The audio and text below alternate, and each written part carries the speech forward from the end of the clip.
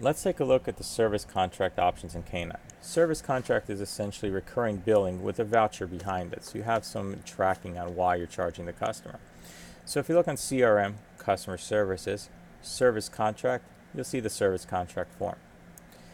What we're going to do in here is create a new service contract, but you can of course always edit existing ones as well. So let's create a new one for Carl Edmond. Now you can choose an effective date for that service contract, which can be different from the billing start date. So if you want to give them a month free on their service contract, you have that ability to create that over here.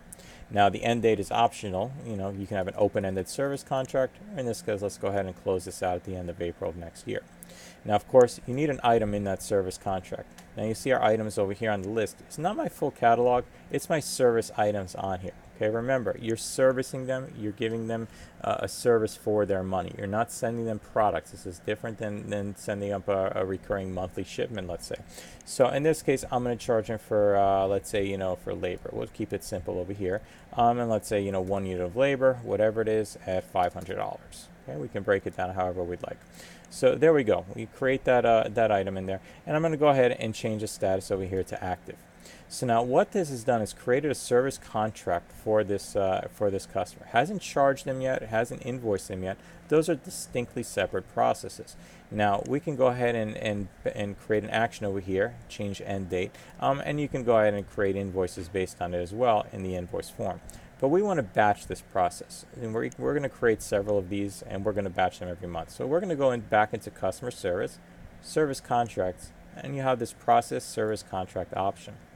Now what I'm going to do over here is select a date in the future. Now again, you can go every month, every quarter, however you want to do this, or however you have it agreed on with the customer in the payment frequency specified in the contract.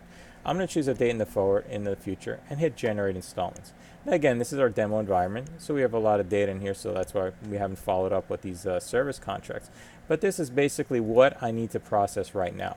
So I'm going to go ahead and I'm going to select a few over here just for our examples. Okay, and I'm going to go ahead and generate invoices. Now the system is going to go ahead and it's going to create, based on these service contracts, invoices for them right over here. This is the documents that it created.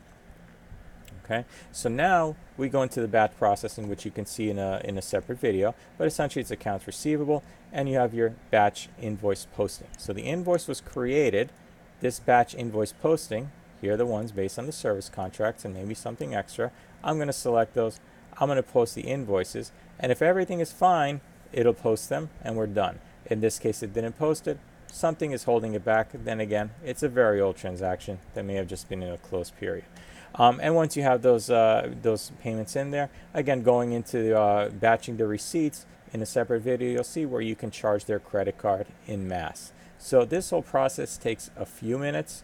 It's very effective, and it provides a gap audit trail because you actually created separate processes for each step.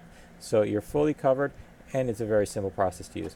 As always, if you have any questions, feel free to contact your implementer.